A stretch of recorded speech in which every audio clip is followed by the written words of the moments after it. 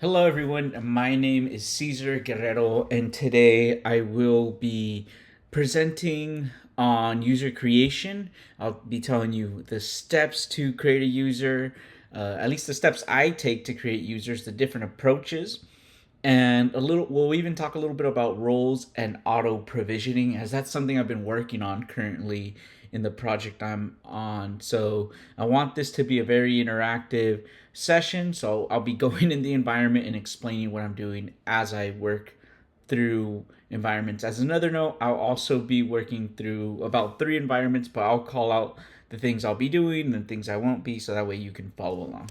All right, so let's start with manage users and roles. This is one area we can create users. To do that, we hit the navigator on the left, and then you can just type in user, and there it is, users and roles. From here, you would next hit the create button here. And I'm not actually going to create a user because I just don't want to create another environment if for this session that I'm doing. But I'll give you the steps to do it. The first thing you're going to need, and this is required no matter what, is your last name. But you could do anything like from test. You write any name you want in there. Last name. You're going to want an email, and the reason you want a good email, or at least a valid email, is because whenever you reset a password, or you're sending out an email to a user in the system, this is the email that's going to be referenced. So make sure it's valid. Your username, for many clients, it's sometimes a first name, last name. Depending on the client, sometimes it's even just the email if they're not using SSO or single sign-on. Do you want the user notification, their employment? So this is just, are they current employees or contingent? Then we have a resource role where we can use or add different roles to our user. Like if we're doing channels or CPQ, you can give them CPQ sales agent, CPQ admin.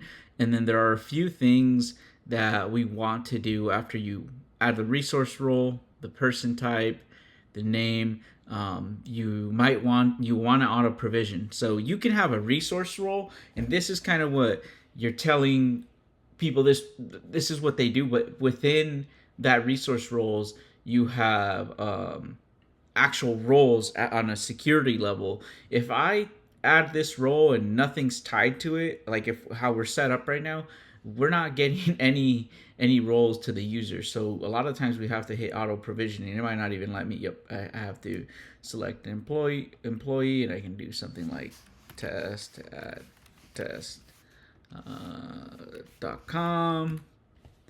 And I think from that I might be able to legal employer.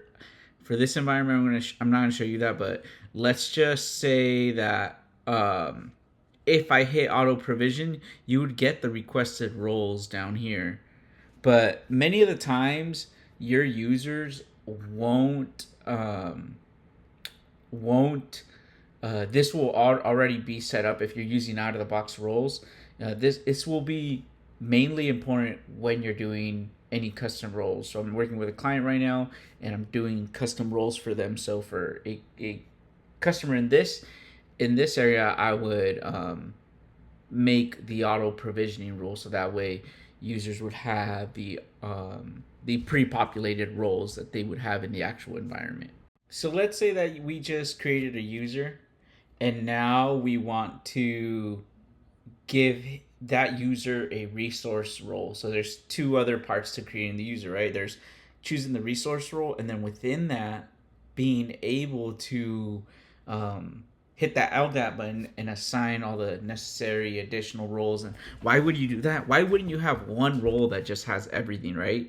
It's because one role is usually comprised, a resource role is comprised of multiple roles, and those roles are comprised of duty roles, and those duty roles are comprised of privileges. So it kind of goes in a hierarchical manner, where at the highest level you will do some presetted roles. However, usually what we'll do is we will have one base role, and then 2 other roles that you want for LDAP are employee and resource. So that way your user can do those employee resource functionalities in the system that are attached aside from the current role. Now I'll do an easy one right now. So customer service, let's write that.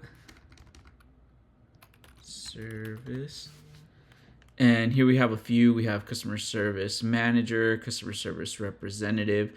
I'm going to clone one, but if you wanted to, let's copy this one. Let's do copy role, customer service, copy top role, and inherited role. Let's just do copy top role. Let's do enable permissions. And here I'm just creating a custom run, right? So custom. And then we could keep going. This would be where you can add different privileges. So maybe I want my user to have work order privilege. I could type in work order, and you could see access work order, charges, all the different tasks or privileges that you need. This is where you would add them. Similarly, you can add different role security from other roles in role hierarchy, and we could do duty roles as well and add them as well, right? But I just wanted to show you this, as this is how roles comprise, and you never edit the base role. You always want to copy a role just like I did right now, and then from copying that base role, you modify it in the way that you want it. That way, if you ever need a role back, you have that original to go and start all over from. And sometimes that's much easier if you just went something got lost that you just can't get back. It's always easier to take roles than to find and pinpoint the needed one. But if you can do a hybrid of the out of the box roles and just kind of combine them, that's usually the best approach. But I know that doesn't always happen. Like I'm in a project right now where I'm needing to do service request items, but also some asset items that typically a user might not always have, right? But in this implementation, they would. So I started with the customer service role, and then I'm slowly adding the asset items as we test. But that's one way of doing it. I'm gonna go to summary now, submit and close. And if you remember, we added that we copied from the customer service. So I'm gonna hit. I'm gonna type custom. I think that's what I named it. Yep, customer service. So this is the one we just made. It's comprised of resource and a few other things. Now, if we wanted it to be a part of that, what I was mentioning earlier, you would want to go into setup and maintenance, search, and this is for LDAP. Manage HCM role provisioning, and it's role provisioning rules. And here we could set this up. So we could go, let's create a new one. Let's call it custom service role rep. I'm going to go down here, and these are the conditions that have to be met when you are creating this user. So you might want them in a specific business unit. You might want there might be certain rules as you're creating the user that might have to be put in place. This is where you set those up. But down here on the associated roles would be where I would go and hit plus. And this is where we would add our custom service role. Oh, and it might not be appearing. We may need to custom service. And this is actually a good point to show you. If for whatever reason you're running you're doing something like this and they're not showing up, something you might need to do is go to scheduled process, schedule processes or processes, and then we might want to run, there's an LDAP role. I always do retrieve, and we'll also send them. There's another one for send. We'll give it just a second.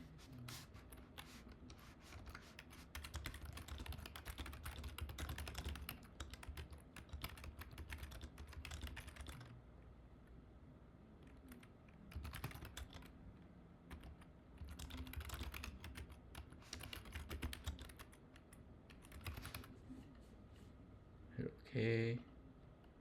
And we're also going to schedule send. So we'll type LDAP again. Send. Give it 1 second.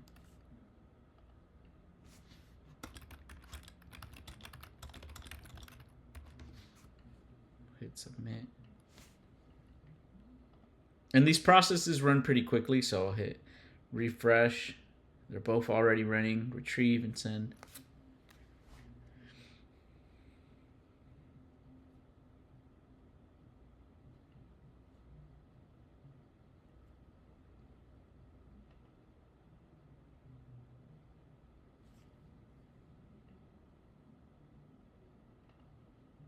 And there's actually one last process that I would run as well. If you're ever having this something where items aren't showing up for at least roles or users, that one, and it's called import